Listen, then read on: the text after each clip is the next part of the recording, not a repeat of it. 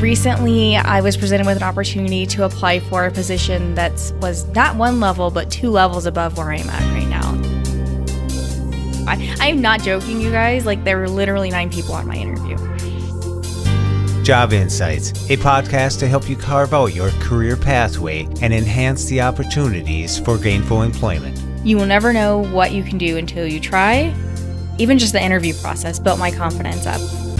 To help you navigate the employment world and give you job insights and enhance the opportunities to choose the career you want. It's a really good experience. It helps me see that interview process wasn't nearly as scary as I thought it was going to be. And you can find the Job Insights podcast on blindabilities.com, part of the Blind Abilities Network, with host Serina Gilbert and myself, Jeff Thompson. And you can contact us by email at jobinsights@blindabilities.com. Leave us some feedback or suggest some topics that we cover on Twitter at JobInsightsVIP. And check out the Job Insights support group on Facebook, where you can learn, share, advise, and interact with the Job Insights community.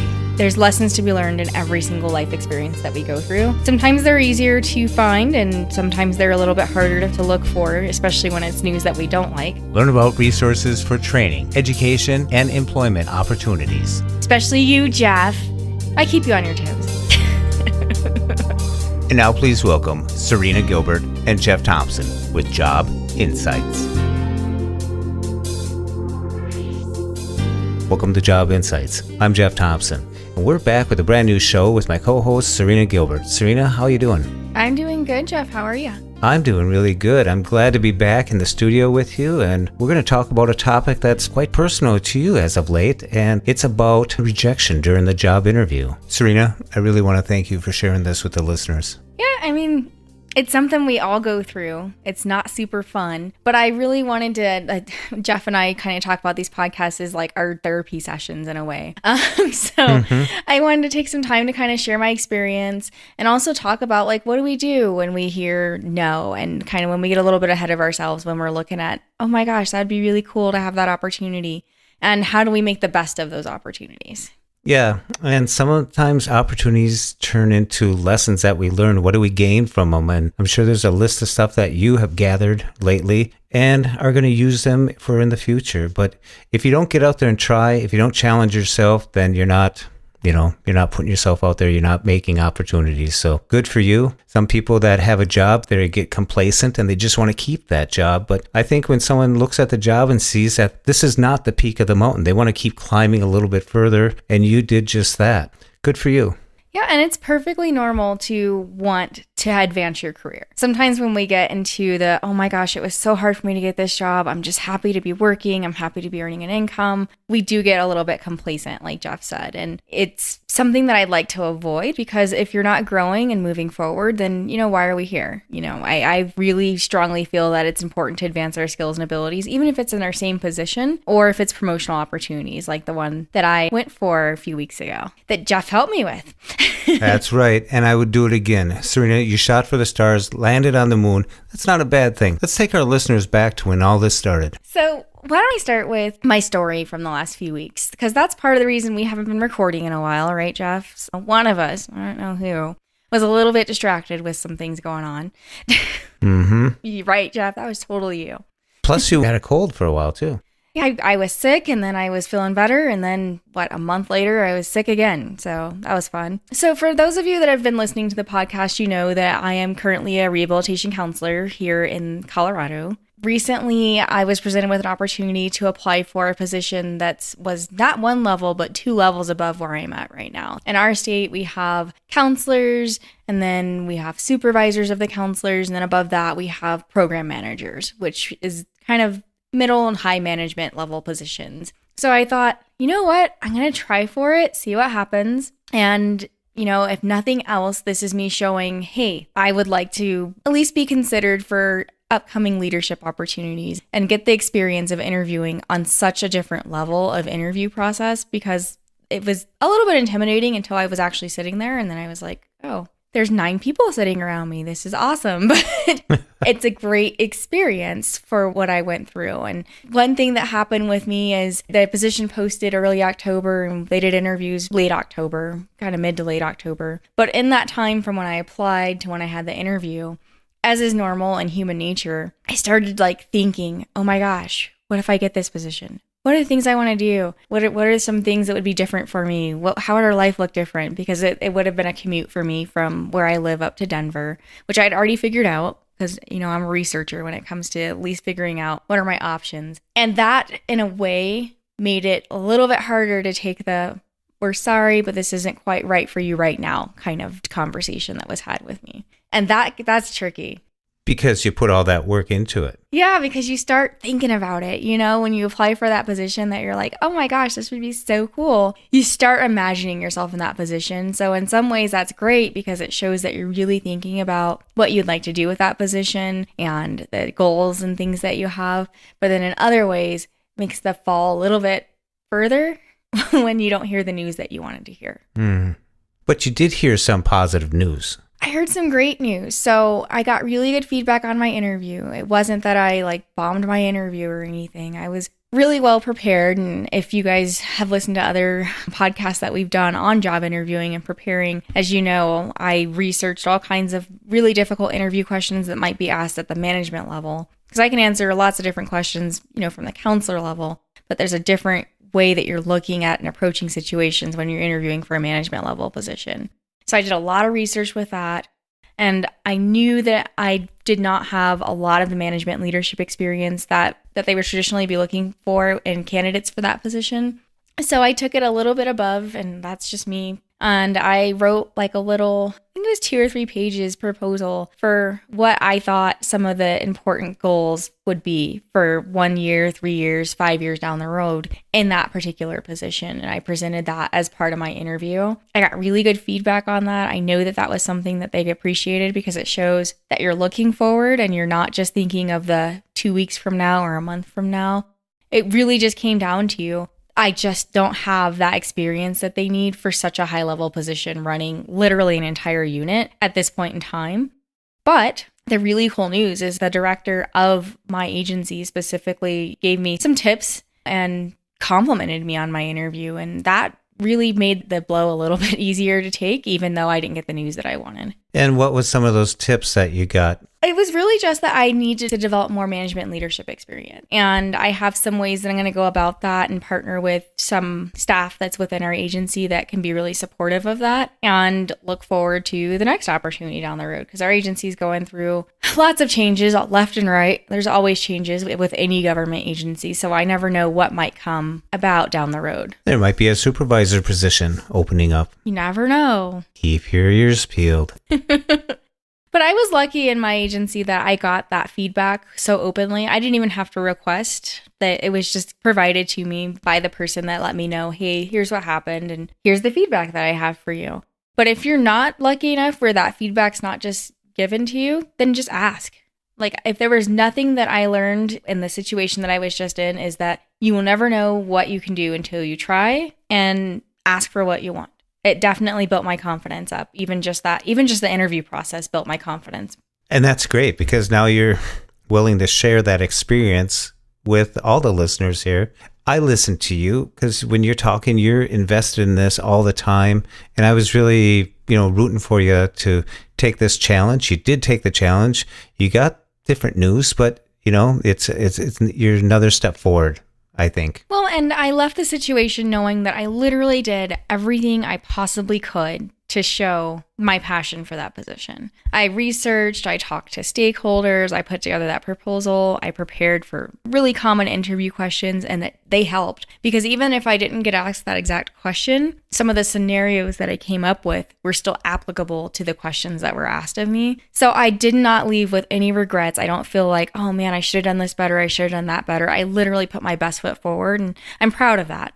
And that's a really good experience. It helps me see that interview process wasn't nearly as scary as I thought it was going to be. Mm-hmm. Don't get me wrong. It was a hard interview. I bet. But I was prepared for it. Only 9 people, huh? Oh, only 9. There were 9 people. I'm not joking, you guys. There were literally 9 people on my interview. All in the room. All in the room.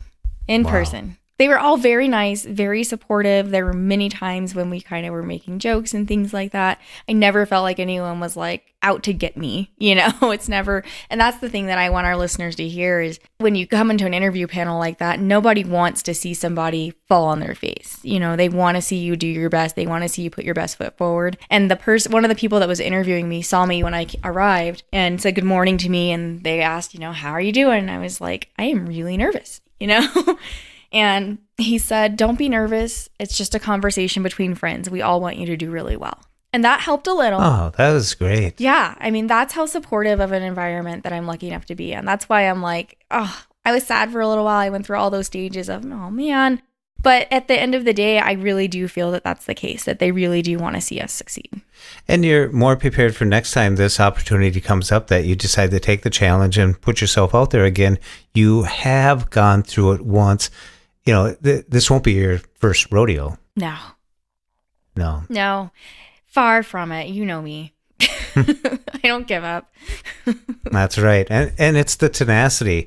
Now, someone that's out there that doesn't have a job to fall back into, that is trying and tries again. I've known people who have tried 8, 9 times. They keep that tenacity, the move forward, and they're gaining from each time, and they'll land a job. And it's really important to, in my situation, I was lucky enough that I'm in the agency, so I have no problem. If I wasn't offered the feedback, I had no problem picking up the phone and saying, hey, how did I do? I need your honest feedback. I just want to be able to take that to improve the next time I go for something like this. But we're not all applying for jobs that are within the agency or the field that we're already working in. So when that happens, I would still say, do not hesitate to try to get that feedback from the employer that you interviewed with. To say, hey, totally understand, I'm super grateful for the opportunity to have been able to interview with you, but so that I can move forward and improve upon myself, can you tell me a little bit about, what I can improve on? What are maybe some skills and abilities that I need to work on? Or maybe they'll have some feedback about your interview, and maybe you do have those skills and abilities, but had a hard time selling them, in the interview room. So that kind of does 2 things for you. The first is if there were other positions that maybe they thought you might be a good fit for, they might give you a second look because they're like, wow, this person really wants to seek some feedback and show that they're able to improve upon themselves. And be humble about it, not angry and bitter about it. Because yes, that's definitely an emotion that is going to come up, but you don't want the employer to see that ever, And then number 2, if there's not an opportunity in that particular company, then use that feedback to improve for the next job interview that you have and the next after that, because there will be lots of them, but all you need is one person to say yes. I got to hand it to you, because that is stressful to go through, put yourself through. I know over the last month, off and on, you were talking about it, sending me emails on this and that and the other thing, and it was consuming. That is a little bit of a weakness for me. I do tend to go full on into stuff. Like, it's either all or nothing with me. I'm either completely and totally committed to it, or I'm just like completely and totally disinterested in it and do nothing towards it. There's no in between for me. But that's a good something to have or to illustrate on your resume. It's a good quality to have because people like to see finishers, people who go into something, invest into it, and see it through. And I know you gave 110% on this, and I know it must have hit hard. And when you got the news, how did you gather yourself after that? I mean, you had to take a few minutes to just reflect. It was kind of, it's going to sound really weird, but it was kind of nice in a way. So I interviewed on a Tuesday at 9 a.m. I knew by the following day, literally the next day at 9 a.m. that I did not get the position. And I was at work with there was a handful of friends at work that knew kind of, what I was up to and helped me prepare and things like that. So I immediately went and chatted with them, and I was like, and I'm okay with it because they did tell me the individual that got it, and that person was well deserving of it. I think that person will do a fantastic job. And there was truly no hard feelings. It's still just the, oh man, I went for it and I didn't get it, Mm-hmm. But it's not like I was like truly slighted, I guess is not the right word, because I knew even in the back of my mind, like I was always telling everyone, this is going to be a long shot. This is going to be a long shot. But as I prepared more and more for it, I was like, maybe it's more reachable. Maybe it's more realistic than I think. And then you get in your head. But really what helped me a lot is being able to chat with friends and, reflect upon the feedback that I got that truly was really positive. And that helped during the workday. But then that night I got home and, you start to ruminate about things. And I had my little, I call it a blue funk, for just that night. The next day I was perfectly fine. I think that that's okay to go through that and be like, I don't really want to talk to anyone right now for a few hours. I'm just going to go, listen to an audiobook for a few hours just to escape for a little while. That's okay. That's where I usually go when I need to kind of regroup and things like that. And, this was almost a week ago now, and I'm not letting it keep me down. So, Serina, with this experience that you just went through, how does any of this help you at your current job that you're doing today? How does any of this roll over into it? So with the position that I applied for is management level. So you're looking at things from a much more strategic perspective. So I'm starting to look back and kind of look at the job that I'm doing and starting to think, how can I do this better? What are some strategic things I can do to expand what I'm already doing in my current role? And also serve the clients that I'm working with a little bit better, and just look at that from more of that leadership kind of slant on things as opposed to just being the counselor. And I think that that's going to help me down the road when it comes to being able to demonstrate some of that leadership experience. So it's just changed my perspective a little bit, because I put a little bit of a different hat on when I was looking for getting into that opportunity. So all that work and all that studying and all the questions that you went through and research that you did may be paying off today. Yes, sir. Darn schooling. Yeah. I tell you, that's the trouble with students. They lack education. Just can't stop learning. But Jeff, have you ever gone through, kind of some disappointments with job search or, business opportunities you were hoping to get into? Of course there has been. There's been positions like even in the workforce when you want to move up a step or a grade or ask for a raise or do something, you challenge yourself and you put yourself into that, to go into your supervisor's office, or like you did, you went into a job interview with a panel of people talking to you. To go into those situations, you have to be thinking about yourself, putting your best foot forward. And when it doesn't happen, you have to walk back out to where you were and do the best you can. And typically, like you did, you improve upon what you're doing and you take on extra steps, and other people will notice. And I'm glad people noticed and gave you some good feedback in your situation as well. And I think it's important, like one thing you just said is that other people will notice. People are watching you.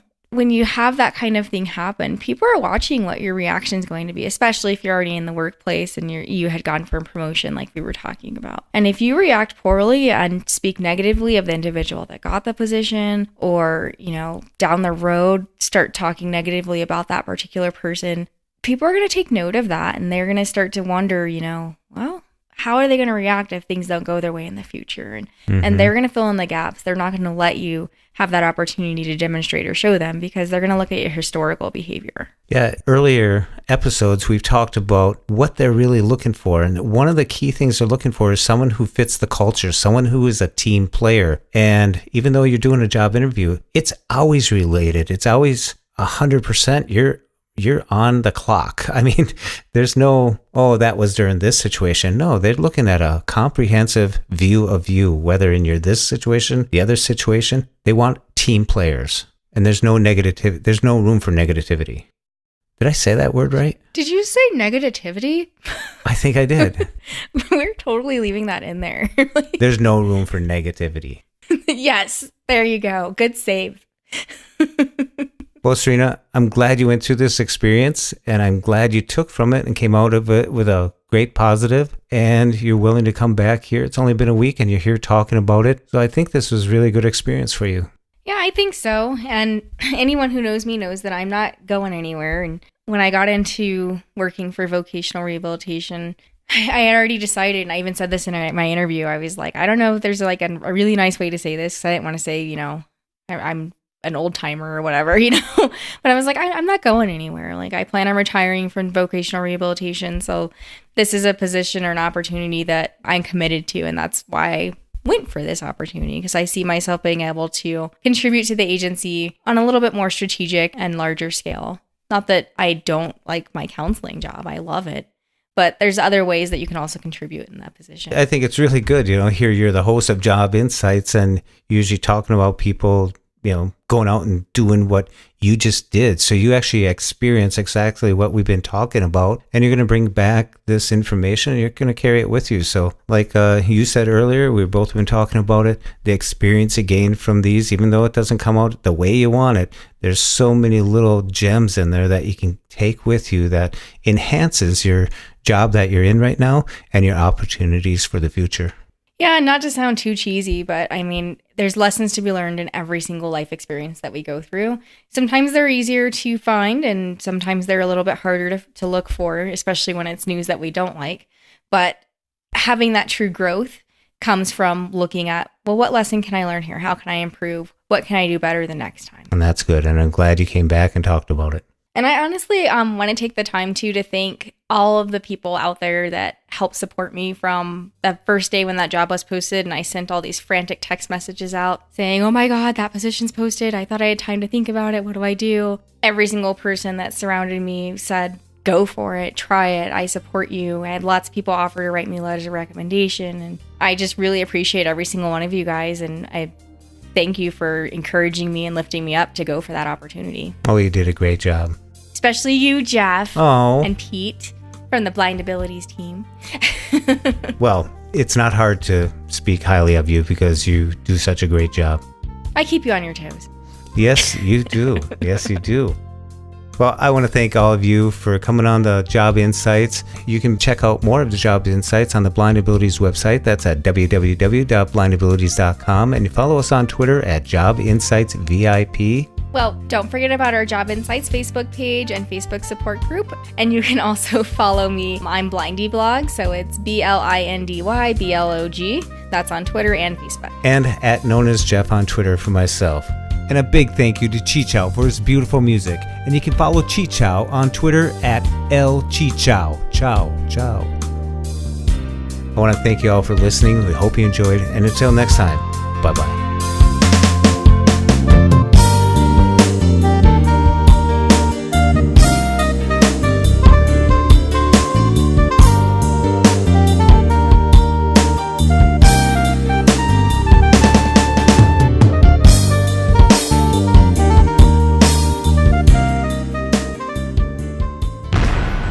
When we share what we see through each other's eyes, we can then begin to bridge the gap between the limited expectations and the realities of blind abilities. The realities of blind abilities.